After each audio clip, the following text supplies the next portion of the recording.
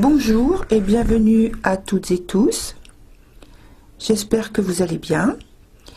Aujourd'hui, je vous propose de commencer directement par la chronique. C'est une pleine lune et une éclipse lunaire. Ce qui veut dire que nous allons pouvoir faire quelques réajustements par rapport à ce qui a été fait sous l'éclipse solaire du 26 décembre dernier. Alors l'article s'appelle « À chacun son abondance ». La Lune est notamment impliquée dans les aspects suivants, donc Lune opposée au Soleil qui est en conjonction à Mercure et Saturne en conjonction à Pluton, et le tout se trouve, toutes ces planètes se trouvent dans le signe du Capricorne. Nous parlions de remise en cause de ce que nous avons tous tout juste mis en place ces dernières semaines. Mais nous pourrions, pour certains d'entre nous, remonter bien plus loin en arrière avec la volonté de corriger certains paramètres ou vecteurs de notre vie. Et puis, la Lune est en aspect quintile qui n'est pas exact, tout à fait exact, avec la Lune noire périgée. C'est la possibilité d'un éclairage plus fluide. Par l'acceptation de certaines manifestations instinctives, entre parenthèses, et par la compréhension de celles-ci, donc je referme la parenthèse, comme les pièces d'un grand puzzle, nous pourrons avoir accès à un héritage énergétique généalogique. Il faudra tenir compte des signes qui se présentent à nous sous diverses formes, alors notamment donc, des événements, des anomalies dans ce que nous faisons, des pensées nostalgiques qui peuvent être aussi dérangeantes, apaisantes, surprenantes, parce que parfois, quand elles apparaissent, toutes ces pensées elles paraissent justement incohérentes dans le contexte du présent immédiat, et petit à petit, elles s'éclaircissent et rentrent très bien dans le contexte sur lequel on est en observation. Donc je reprends l'énumération, donc des mots, des images, des actes issus de nous ou envers nous, un laps de temps qui s'écoule entre un fait, un événement et puis un autre, donc un laps de temps bien sûr, plus ou moins long, et durant lequel ce qui serait bien dans l'idéal d'observer ce qui se passe et d'en prendre note symboliquement. Donc il peut y avoir aussi donc, une conversation, un déplacement, un voyage. Et sous une forme pratique, ça peut se présenter sous la forme d'un livre, un cahier de notes, un enseignement, des photos, la visite d'un lieu, etc.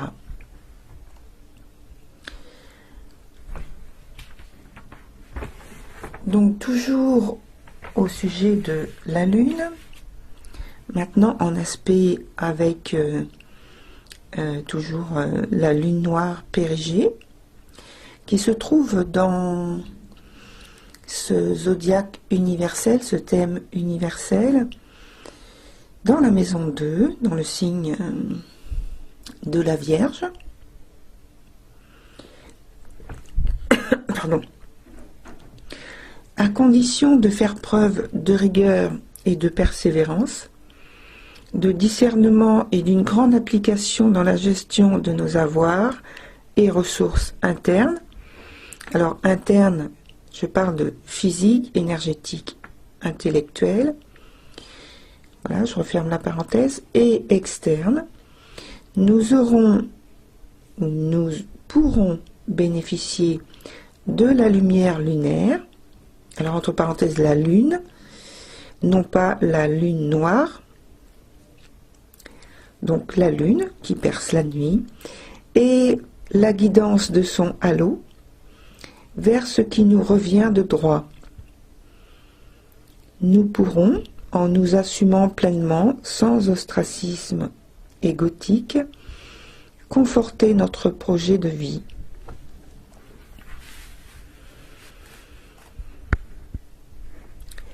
Je reviens sur l'aspect en opposition Soleil et Mercure, donc en parlant toujours de la Lune. Que veut nous faire prendre conscience la Lune?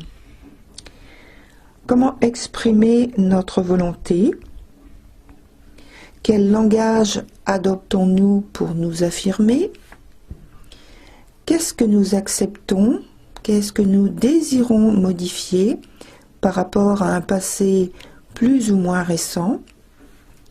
Qu'est-ce qui nous pèse dans notre manière d'agir et de penser? Qu'est-ce qui nous bloque, nous revient sans cesse à l'esprit? C'est-à-dire, qu'est-ce qui nous donne l'impression d'être diminué? Toujours au sujet de la Lune, cette fois-ci en aspect à Saturne et Pluton, c'est la possibilité de visualiser objectivement, entre parenthèses, et de préférence sans y porter d'accusation ni de jugement négatif, donc je referme la parenthèse, nos projections antérieures. C'est la possibilité de se démunir de mauvaises résolutions passées, de situations et actes inadaptés, de situations d'échecs conservées comme des reliques, pourtant pas glorieuses.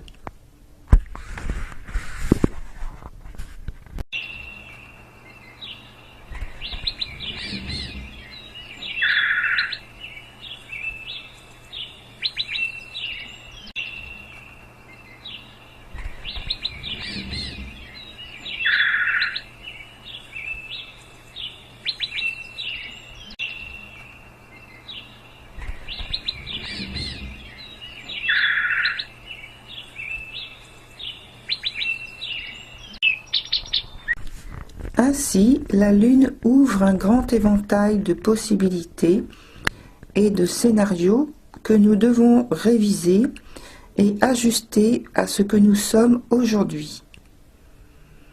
Je parlais récemment de notre nouveau moi en gestation. Eh bien, c'est notre nouvel état d'esprit, notre nouvelle ouverture d'esprit qui se met en place, qui se structure. C'est notre propre regard sur nous-mêmes qui compte. C'est un regard en miroir de nos accomplissements ou refus, et la Lune nous fournit le reflet de cette mémoire archivée dans de multiples situations et sous diverses formes. Et c'est bien sûr à nous de formuler ce qui va nous donner la dynamique nécessaire pour nous affirmer dans ce monde.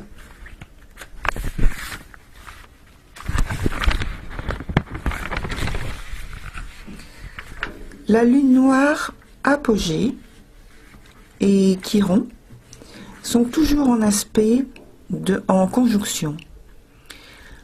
Nous sommes guidés vers un questionnement pour trouver notre voie, notre engagement très personnel vis-à-vis d'une philosophie que nous pouvons recevoir et adopter, mais aussi d'une philosophie fondée sur nos propres expériences, qu'elles soient physiques ou abstraites.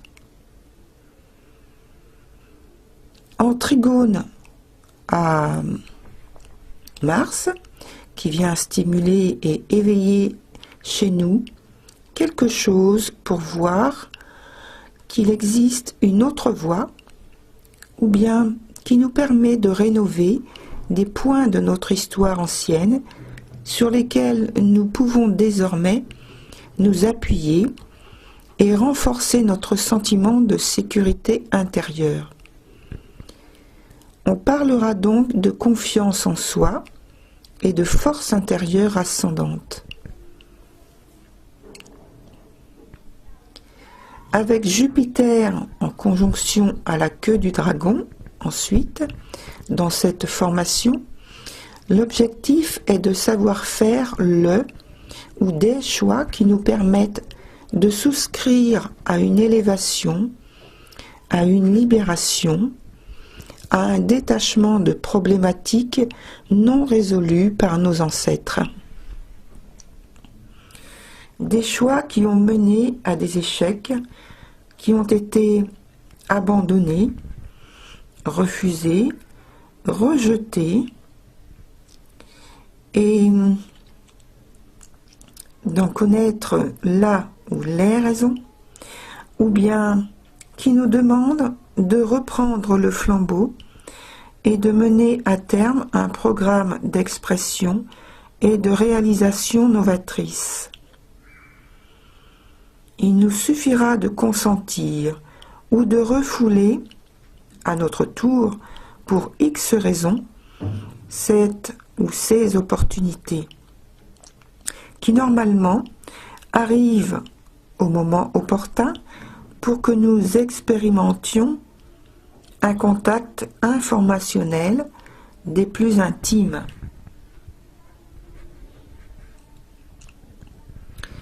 Vénus est en conjonction au descendant et également en aspect dissonant à la conjonction Jupiter, queue du dragon. Nous avons affaire à une Vénus très critique et prise de liberté. La notion de plaisir, de désir ou d'obtenir ou de donner satisfaction passe par une réflexion à savoir s'il y a mérite ou pas.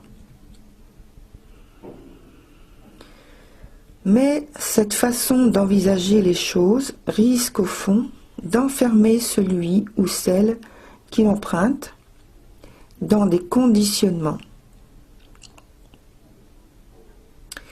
Privilégier le travail ou la suractivité d'ordre pratique en rejetant systématiquement la relation affective.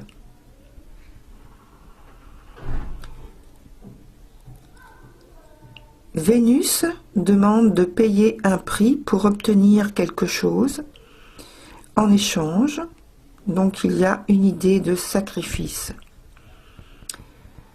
Et c'est une sorte de désengagement pour se protéger, en fait, d'une vulnérabilité que l'on sait avoir.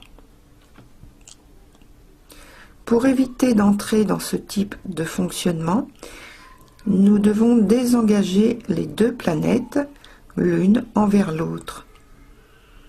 À chacune sa fonction libre. Partager des valeurs, des objectifs avec Jupiter. Aimer, désirer, chercher à satisfaire ses envies pour Vénus.